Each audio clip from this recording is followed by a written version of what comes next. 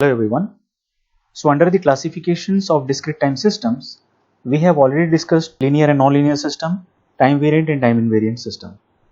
In this particular session, we will discuss one more very important topic or very important classifications from discrete time signals, that is static and dynamic systems. So let's get started.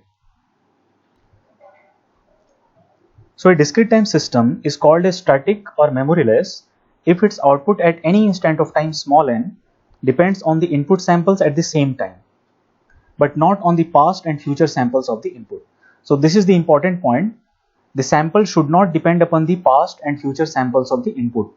It only depends upon the present state of time only. Okay, so this is my static or memoryless system. Now in any other cases, the system is said to be dynamic or to have memory. Now doesn't matter if a system is depending on the present state of time. If it depends upon the either of the past or future samples, then that particular system is said to be dynamic system. Now let us understand the concept with one example. The first example is y of n is equal to 2 times of x of n. This is a discrete time system and we need to check whether this discrete time system is static system or dynamic system. So to test whether a system is static system or dynamic system, we will check whether the system is depending on the present state of time or it is depending on the past and future state of time. So for that, what we will do, we will check at 3 time intervals for n equal to -1, for n equal to 0, for n equal to 1. So let us first check for n equal to -1. So when n is equal to -1, my system will be y of -1 will be equal to 2 times of x of -1. Now if x of -1 is my present state of input, then y of -1 will be my present state of output.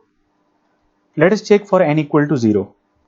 Now for n equal to 0, the system will be 2 times of x of 0 and my output will be y of 0.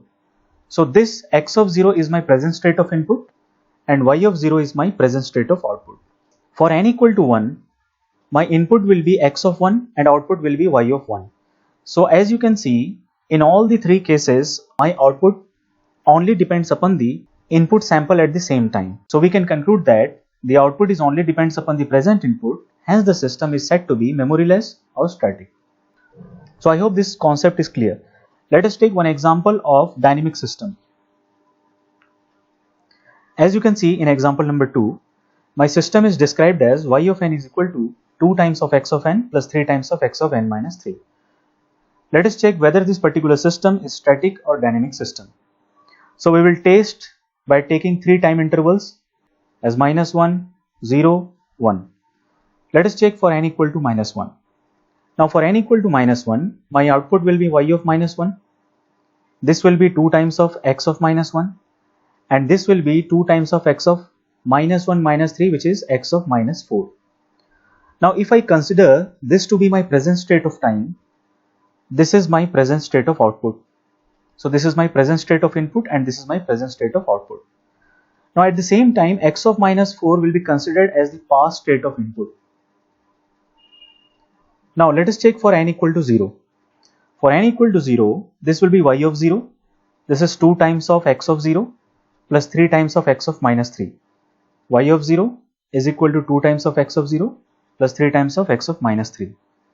Now if I consider it to be present state of output, this is my present state of input and this will be my past state of input.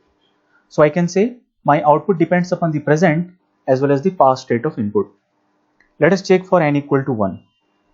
Now for n equal to 1, this will be y of 1.